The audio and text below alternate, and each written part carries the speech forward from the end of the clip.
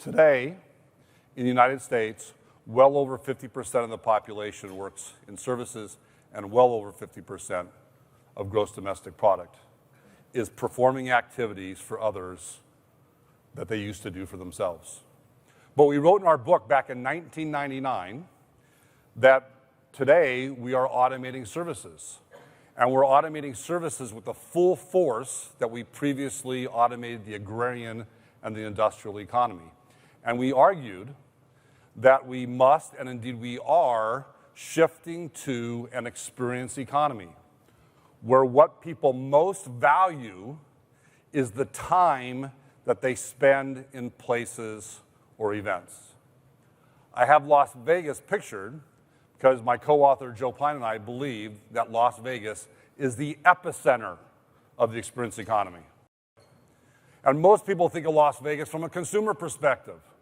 But the most important piece of commerce that happens in Las Vegas happens at that Las Vegas Convention Center and Mandalay Bay and the Venetian and every other resort that has trade show space where new business relationships are formed. That drives the economy more than any consumer experience in Las Vegas.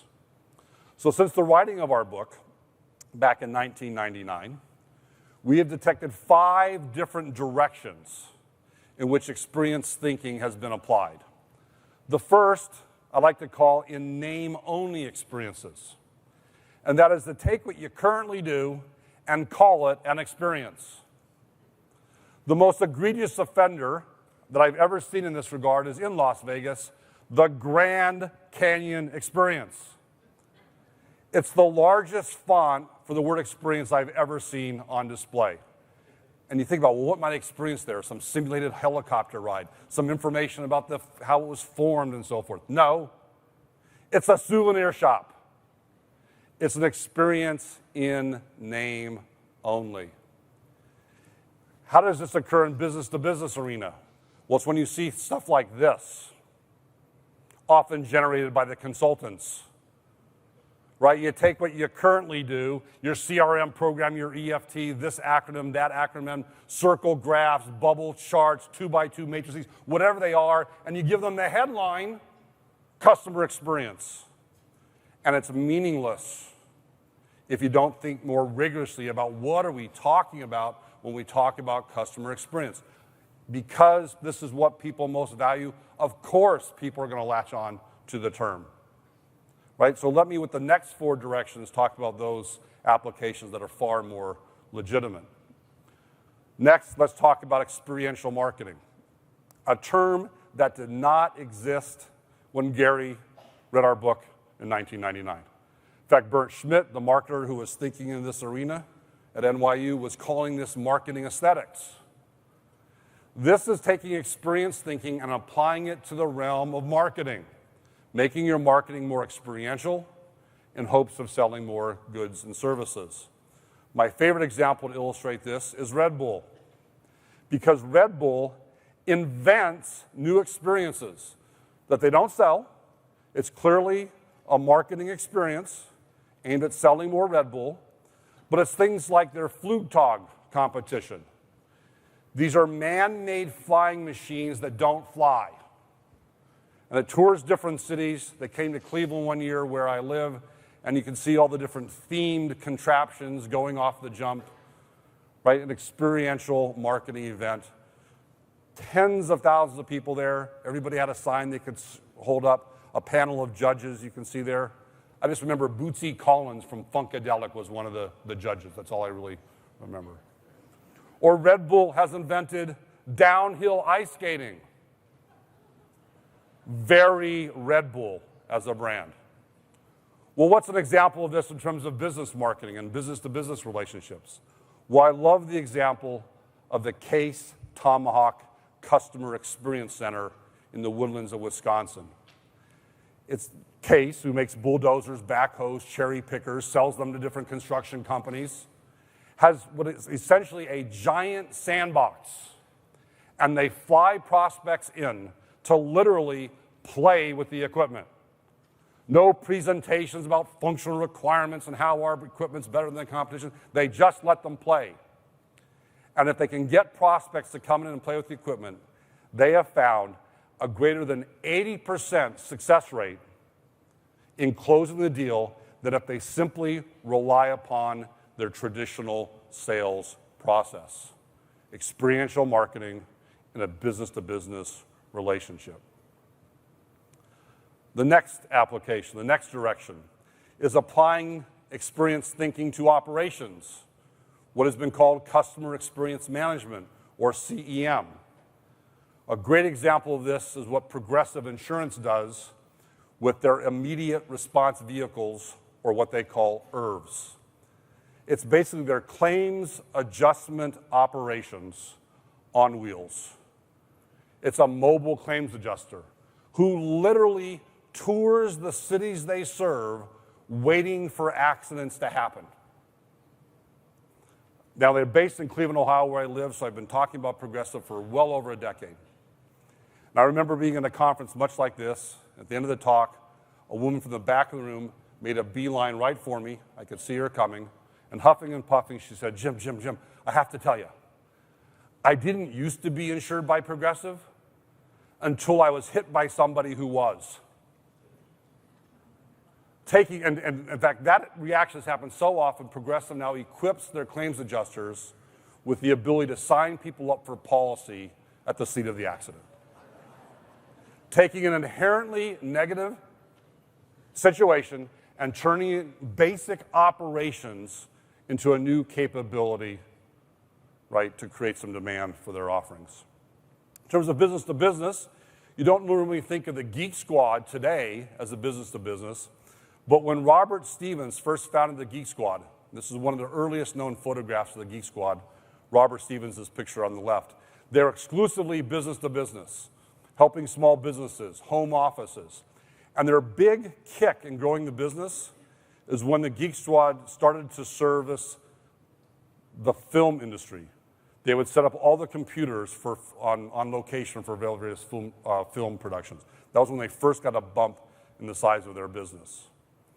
And operationally, in terms of customer experience management, one of the reasons Hollywood loved them is because Robert took the theme of comedy with a straight face and took ordinary computer repair and installation and instead turned it into a 24-hour computer repair task force that today has 25,000 special agents roaming the planet, still helping some small businesses, but of course migrating to consumers with the acquisition by Best Buy. Let me give you this operational tool. From the day Robert started the company, not only was it themed comedy with a straight face, but he developed what he called his giant don't list. He wrote down all the things that traditional computer repair and installation companies normally do, and he did not allow himself to do any of them. Minivans, no minivans. Geekmobiles. Polo shirts, no polo shirts. Instead, white short-sleeve shirts, black clip-on ties. If you ask him, why clip-on ties, he will tell you with a totally straight face. Same reason law enforcement wears them, in case there's an altercation. Another thing on his list, rectangular business cards. No, instead of oval business cards, and badges. Special agent comes to your small business, knocks on the door, you come answer. Special agent 73 Geek Squad, here for your computer. Step aside, ma'am. He would hire based on a comfort level, based on flashing the badge, because he didn't want nerdy geeks. He wanted cool geeks in his operations. The Darden Publishing has published a multimedia case study on the Geek Squad called The Geek Squad Guide to World Domination. In fact, the vision statement of the Geek Squad is 2 words, world domination. There's some 16 video clips in this DVD about the Geek Squad. And I love the quote that they put on the back of the DVD. Robert Stevens says, advertising is the tax you pay for being unremarkable. Advertising is the tax you pay for being unremarkable. Running that ad in that trade rag, that's the tax you're paying for being unremarkable in your operations. I got 3 of these, by the way, so watch your coffee. Here they come. You ready? You ready? Ready? All right, second one, and a third one, there we go. All right, oh, off the thing, scramble, run, all right. Let's go to the fourth direction. Somebody scrambling for that? Good. That's like the foul ball that went over there. Very good. All right, so 3 of you get that. It's only available on Amazon. Grab a copy if you'd like. All right, fourth, of course, the digital realm. Digital experiences, both operations and marketing, can be applied to the digital realm. In fact, the whole world of apps is but a platform for digital experiences, both operational and marketing. My favorite app is from Lego. Sells for about $17 on Amazon. It comes in a kit. It's called Life of George. It comes with over 100 Lego pieces, a mat, a code to download the app, and I bought it for my daughter when she was about 13. What happens is the very first pattern comes up the boat and on the app, and then you press the button for start, and then see how quickly you can make the boat, lay it on the mat, take a picture, press the button, and it times how fast you made it. And then you do it for the second item that you're going to make, and the third item, some 300 different items to see how fast you can make it. My daughter spent the entire weekend going through all the different patterns.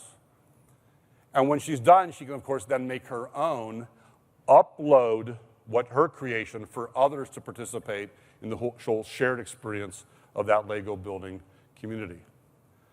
Now, my favorite business-to-business or business marketing example of digital experience is not an app, but it's just a digitized video. Perhaps you recall it. And it's absolutely brilliant, and I'm surprised more people in B2B relationships have not emulated it. Remember Blendtec's Will It Blend?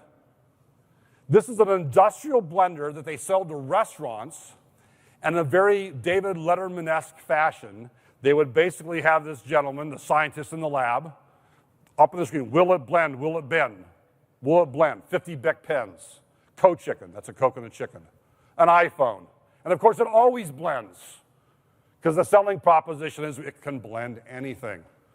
But this was business marketing, but taking consumer ideas and applying it to that realm. Hugely successful, and I've heard 800% increase in sales because of this digital experience that they simply posted on YouTube, eventually had their own website for it.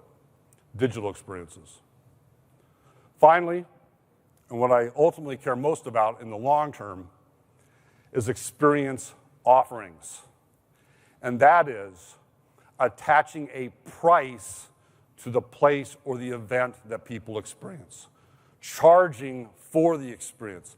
Making it an experience offering. There's all kinds of new experiences emerging.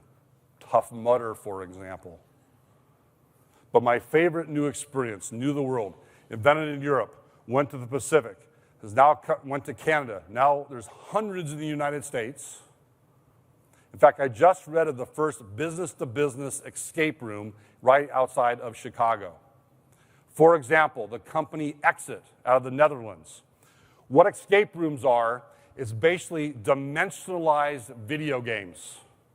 You pay, line up, and go into this room. They close the doors, and you have to figure out how to get out, how to escape. What levers to pull, what drawers to open, and the clock is ticking. And if you can't figure it out, buzzer goes off, doors open, you leave, get back in line, and try to figure it out the next time. There's an explosion of these escape rooms in the United States. Why? Because the haunted house industry that has their own association, hard to believe, started by churches years ago, haunted houses. The haunted house industry, very seasonal business, went, we have the capability to build these things out. The set design, the theatrics, the acting. Why don't we supplement the rest of our year with these escape rooms? From a business-to-business standpoint, let me tell you about Tech Shop, headquartered in San Francisco, now also in Pittsburgh and Detroit, rolling out to more and more cities. Tech Shop, since we're so divorced from the industrial economy, they're taking advantage of the whole maker movement. What Tech Shop is they sell memberships to entrepreneurs, startups, anybody who wants to prototype a new good. And they have just about every machine shop tool you can possibly imagine under one roof. You can never afford to buy this equipment on your own, so you pay a membership fee, so it's an experience offering. You pay for classes. You pay for your time using the equipment to prototype your new thing that you might go launch a business with. Wonderful example of a new business charging for experiences, and ironically in this case, business is the one to go back and manufacture goods.